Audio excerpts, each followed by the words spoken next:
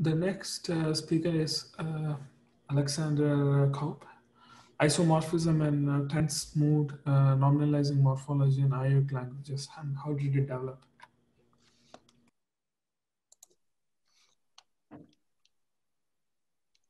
Okay, can you just confirm that you can see the screen? Yes, I can see, yes.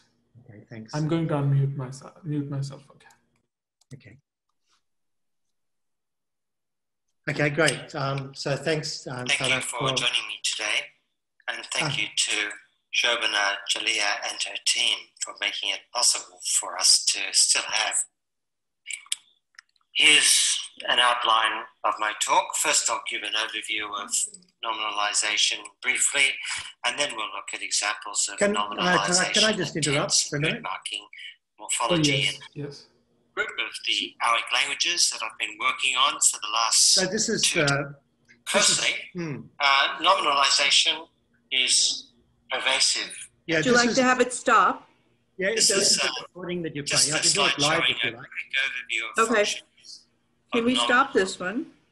And one of the common, and I'm going to be talking about languages. I don't know if Taraka realizes. Taraka? Yeah. Could we stop this and? Yes, stop the Alex, did you want to start over again? Yeah, I just want to do it live. Yeah, that would be great. So do we have a PowerPoint that doesn't have, that you can just? Yeah, I've got one. Okay. So go ahead and share your own screen and. Yeah, okay. I mean, it's better live, I think, isn't it? Yeah, it's much better. Yeah, please. Okay. Yeah, that was my assumption that it would be live. So let me just try and find it. I want to share my screen. And I thought I was playing, actually. I thought I was sharing my screen with... Now you are. Okay. Yes. All right. Okay, good. So, yeah, sorry about that. I was a bit confused by that. Okay, so what I'll do is I'll just give a very brief overview of nominalization, what we've done in our field, and the influence it's had elsewhere. And then I'm going to talk about nominalization and tense mood marking morphology in this Aoic group of languages. And these are listed on your screen here. I'll be working through these one after the other. And then I'll talk a little bit about pathways of grammaticalization and come up with a possible model for the ways that nominalizers end up becoming tense and mood marking in these languages. Firstly, I can't believe it, it's doing again. So, okay, so we know that nominalization, it's a very, very common feature of Tibeto-Burman languages. And we see it's a source of a lot of grammatical complexity in these languages as well. And this started with Jim Matisoff's 1972 paper, which opened up this can of worms of nominalization. And since then, a lot of people have worked on this topic as well. Scott, for example, has been a leader in this area. Mickey Noonan published an important paper in '97.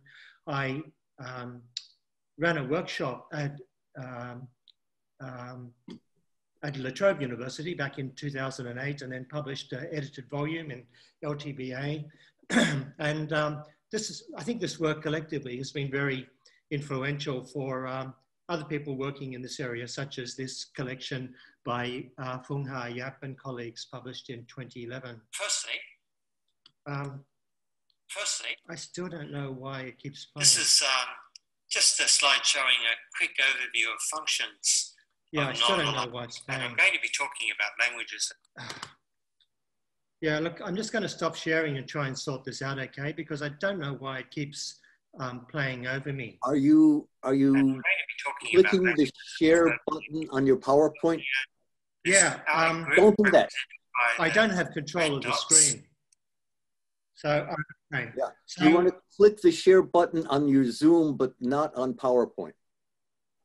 Okay, no, I didn't click share on PowerPoint. I only clicked it on Zoom, and so my screen is being shared. Question: when you're sharing on Zoom, Alec, are you also pressing share computer sound? Because if you untick that, you should be okay. Then we won't hear your computer. No, I didn't choose that because I don't have any sound. Okay. So Alec, I don't know.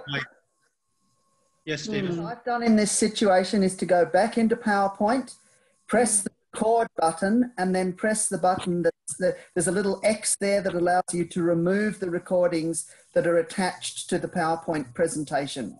Okay, look, I'll just try and close it, and I'll try and do it again. Yeah, take your time and Yeah, sorry about this, but I'm really confused why it's doing this to me. I've never had this experience before, and of course I use this for teaching as well. Okay, so now I'm going to just play from start. Can you see my screen at the moment? Thank you for joining me today. Yeah, it's still doing the same. Here's an outline of my talk. First off, look, I'll just go through and I'll let it play, okay, and then we'll take questions after that. Just a slide showing a quick overview, and I'm going to be talking about languages that are spoken in Nagaland, here in northeast India, and in particular, I'm going to be looking at this Aoic group represented by the red dots, and this extends through central Nagaland, but also goes down across the border and into the Sagaing area, and region that hasn't had a great deal of research done yet. I don't know about everyone else, but I'm not seeing the screen share. yeah, we don't see the screen share at this point. Also, what Giovanna recommended is possibly the best way, to just go to the audio and select microphone instead of same system. That will solve the problem. So, so I'll just go back to Zoom again. Also, another thing, Alec, is you could email it to us and we can try to play it from here. See, I haven't shared computer sound here, so that's why I'm so confused about this. Yeah. Yeah, okay. So can you see my screen now? Yes.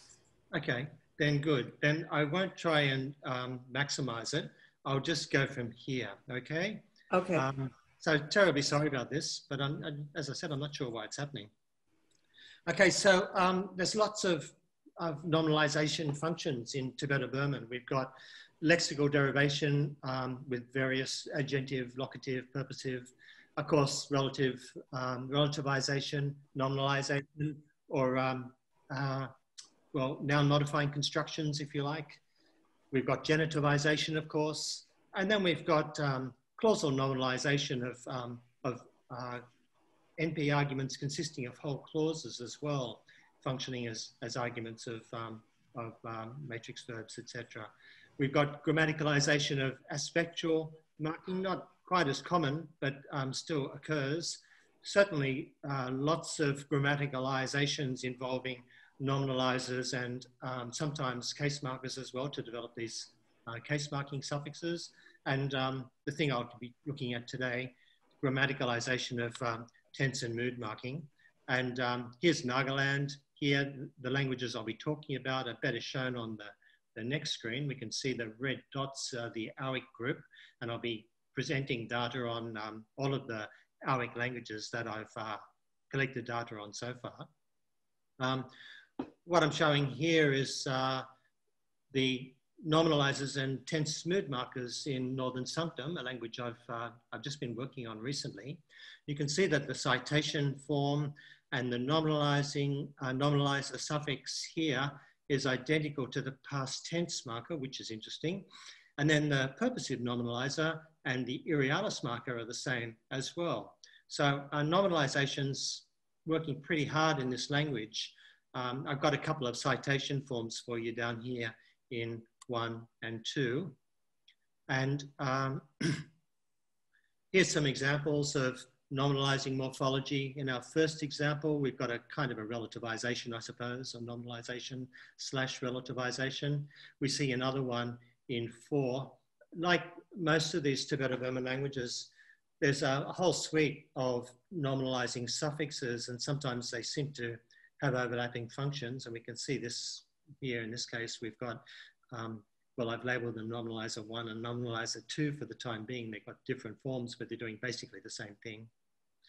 Then in slide 9, we're looking at a locative nominalization here. This is pretty common, it seems. And genitivizer, this is the only place where you get a rhotic filling a coda slot in a syllable in this language. And here's a purposive nominalization in 6, showing the same form as the Irialis we saw in the table. This is a common target for Irialis future marking, and I'll show some more examples from other languages in this group a bit later. Here's some sentences showing firstly the past tense marker. I should mention that all of my data comes from texts that I'm in the process of organizing for archiving, except where I mention that they're elicited.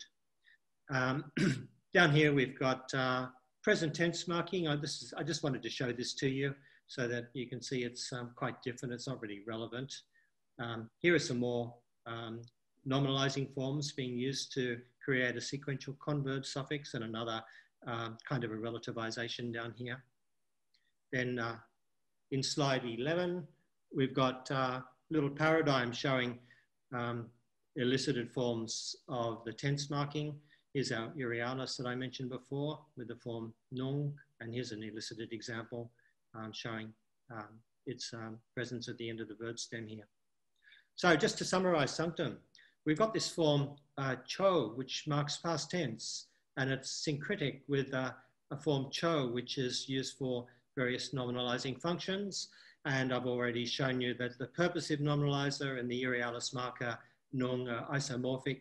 And then of course this it's very similar to the reconstructed form for father in Proto-Tibeto-Burman, and this is a common source that occurs in lots and lots of Tibeto-Burman languages. So moving on to Yim Kyung now, and this is their preferred name now after running a dictionary workshop with them last year. They want to change the name from Yim Chung to Yim Kyung because Yim Chung represents Cheso village pronunciation, which the British recorded and doesn't represent all of the speakers.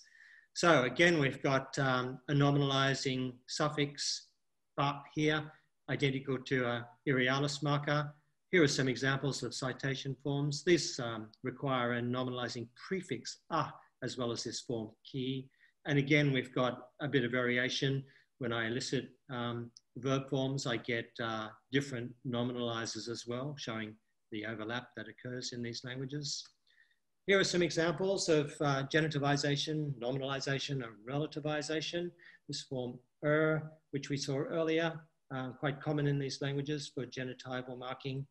That's a masculine semantic gender marker, probably related to that reconstructed form we saw on the earlier slide. And here's an agentive nominalizer as well, same as the genitive marker. Purposive nominalization, down here we're using this bu nominalizer for this, and this is a converb suffix, ba here. Going on to the next slide, showing relativization and nominalization now, and you can see that that citation form that we saw before crops up in relativization as well. And alternatively, we've got the but form that was used for the converb suffix as well. And then we've also got this prefixal and suffixal type of nominalization.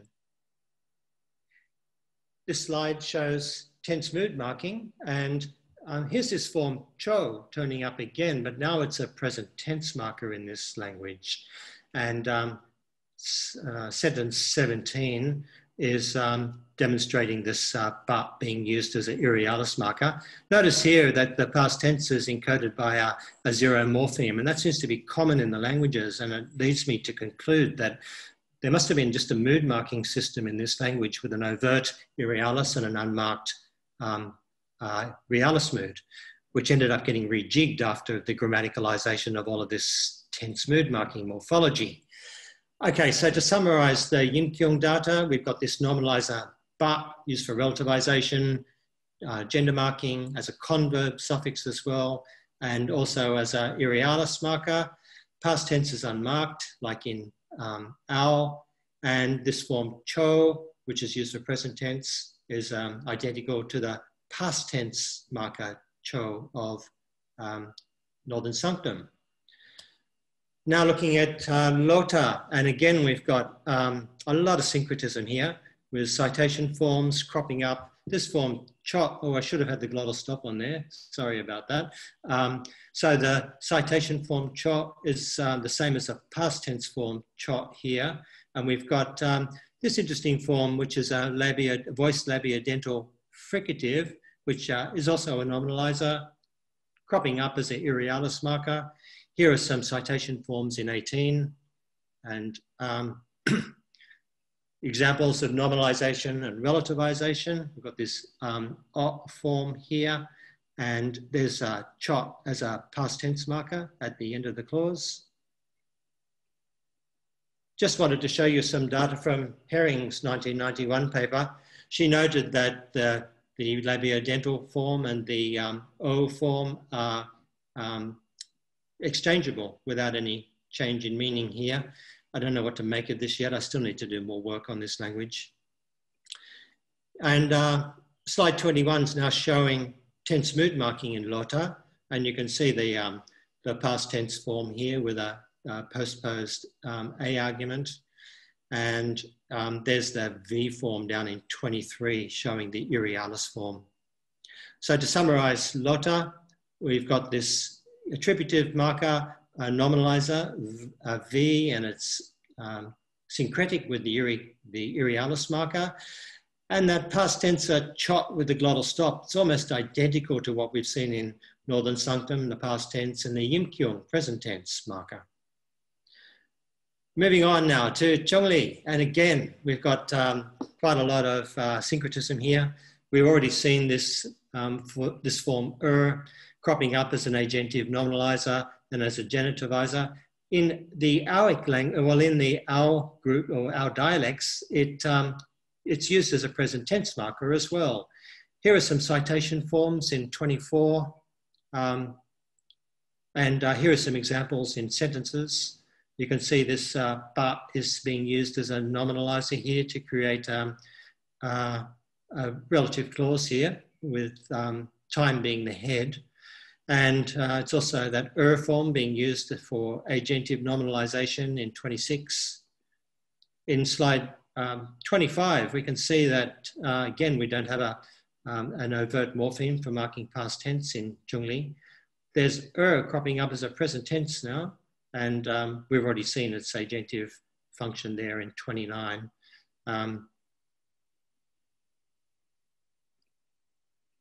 And I'll just mention that you also have this immediate tense marker in this language, D. Nothing much more to say about that in this dialect, but when I talk about Mongsen, we'll see that that's of interest to us as well. So just to quickly summarize nominalization and tense mood marking in Zhongli, see that we've got this nominalizing, genitivizing form which crops up as a present tense marker as well. And again, past tense is unmarked like Yimkyung by an overt morpheme. Okay, so now this is the last of the languages that I'll share with you. And again, we've got a lot of syncretism here. We've already seen the forms. So what I'll add is that we've got a purposive nominalizer Ru here, which is almost identical apart from the tone with the immediate future. Some examples of citation forms using that but form again. In example 32, you can see that we can stack as well. So this is a nominalization. So the woman that he called mother's house, and we've got the genitive marker here to mark the relationship of this construction to house, the possessee. And this is just to show you in 33 the purposive nominalization form rule. So to pick up the comb, and then 34 is a nice example to show that you can get the purposive marker along with the immediate future marker here in its grammaticalized form in the same sentence. So it's obvious why purposives get selected for the grammaticalization of futures, because they're both referring to this intention, right? A unrealized event. And that makes them ideal targets for grammaticalization of futures. This is showing the tense paradigm in the the current day language. So again, we've got a zero marked past, we've got a suffix for present tense, and we've got this immediate future marker. And just for the record, this is the Urialis marker, form E. I don't have anything more to say about that. It's just used for unrealized events and negated events as well. Like you see it down here. I can't call it a future because of that. So to summarize Mongsen, we've got these isomorphic forms between the nominalizing genitivizing suffix and the present tense marker. We've got an immediate future rule, which is differing only in tone from the purposive nominalizer. And again, we've got a past tense, which is an unmarked morpheme in common with Zhongli and in Yimkyong. So how did all this occur? Well, we know that non-embedded nominalizations are widely reported in these languages, and there's been a number of people who've published work on this. And it's thought that these constructions originate from the deletion of a copula at the end of a nominalized, well, a clause which is nominalized occurring with a copula. Copula gets deleted and you end up with a nominalized verb stem at the end of the clause.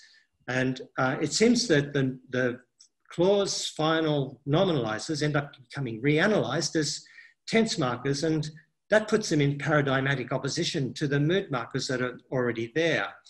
And so the old mood marking system gets reanalyzed as a tense marking system. And I've represented this for you here in 53. The copula either becomes deleted completely, and then you end up with a verb stem with your now tense marker instead of a nominalizer on the end. But another option is what we find in Mongsen. We've got this form, which is optional declarative mood marker. So that probably is cognate with an old copula, which has hung around and now developed a new function. So to conclude, there's a lot of syncretism shared by nominalizers and tense mood markers in this Aoic group. Now, because they encode different categories of tense or mood, so it seems unlikely that we can reconstruct them to Proto-Aoic. I think it's more likely that they just developed as a result of this clause final copula deletion, and then they underwent reanalysis independently of each other as nominalizing, sorry, not as nominalizers, but now as tense mood markers. And maybe all of these similarities in their forms, but the differences in the categories that they mark, we can attribute this to drift, parallel grammaticalization, because we know that Tibeto-Burman languages really exploit nominalization heavily for multiple grammatical purposes. Here are some references, not all of them, but some anyway to share with you. And I've been pretty quick with that, despite the hang-ups. So thank you for your attention. And I'm happy to take some questions. Questions, please.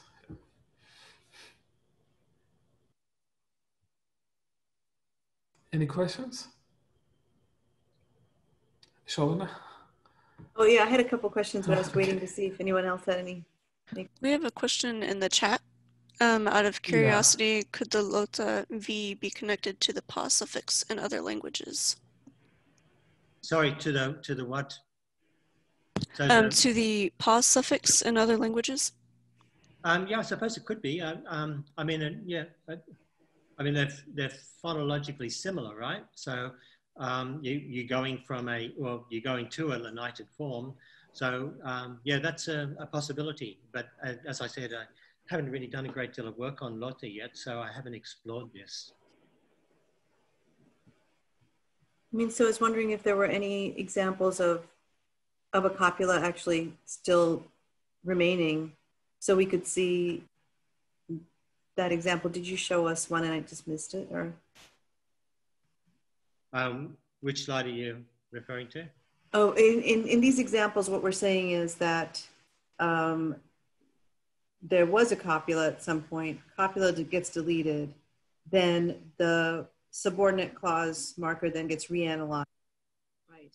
That was do we have examples of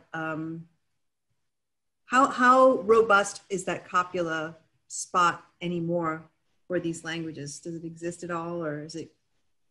Yeah, as I said, you know, maybe Lotar, I'll find it. There's some morphology in the verb stem I haven't managed to sort out yet. I've only got 2 texts, and I put that data away, and I've been distracted by other projects, but I will get back to it. Yeah, it's possible that there could be other evidence of it, but the only thing I'm really confident about that looks like it could be an old copula is that U form, U glottal stop in Mongsen. That's the only thing that I've found so far. And yeah, do we know what I think Jim Mattisov's got a paper on the copula, right, that he's reconstructed. Has that got a labial form? Does anyone recall? Anyway, that's the... yeah, he does have such a paper, and Graham has written on it, but if I can jump in, kind of like with nominalizers, it looks like these languages just keep grammaticalizing their copulas and then finding new ones lying around somewhere. So there's lots and lots and lots of what look like widespread copula roots. Of course, they're all just CVs, so you don't really know, right? But right. Yeah, there's the wa, that could be that u, or the way, yeah. That's Graham's and Jim's. There's also a ni around. All of the Kuki-Chin languages, among other things, have a he, which is both a copula and a final particle, and then sometimes they've replaced that with a new copula. There's lots of possibilities. Yeah, okay, thanks, Scott. There's also quite a few other languages, I think, that belong to this group that haven't been described yet. These are Yimkyungic languages. The trouble is, though, that the Yimkyung people, they are a little bit touchy about others working on the other dialects, like, for example, the Tikir. We're not allowed to work on that because there's this argument going on about land and the Tikir people wanting to split off from the Yimkyung. Yeah. So it's a bit hard. There's, you know, these social issues that we have to overcome to be able to even to work on languages. Yeah. Yeah. So yeah, maybe those languages will hold some evidence for an old copula. Then, of course, there's the languages across the border in Myanmar as well, which, you know, like Para, and they may as well be related. Mm-hmm. Yep. So is it an accident that for most of these examples, I guess, there was just nothing between the verb and the subordinator? That it should be possible to have something derivational between. Oh, yeah. You're talking about the converb constructions? Yeah, your converb constructions and, yeah. Right, yeah. Yeah, that is quite possible. I mean, it's a little bit like what you've described in Métis as well, and what I've described in Mongsen, that you've got these derivational, or what I call lexical suffixes developing, and then you can have quite substantial stems with maybe 4 to 6 morphemes in them. So yeah, it's just a sampling defect that showed that there were none between the ones that I shared with you. We are at time. Okay, if we'd like to have get to stop now. Yeah. So thanks, speaker, and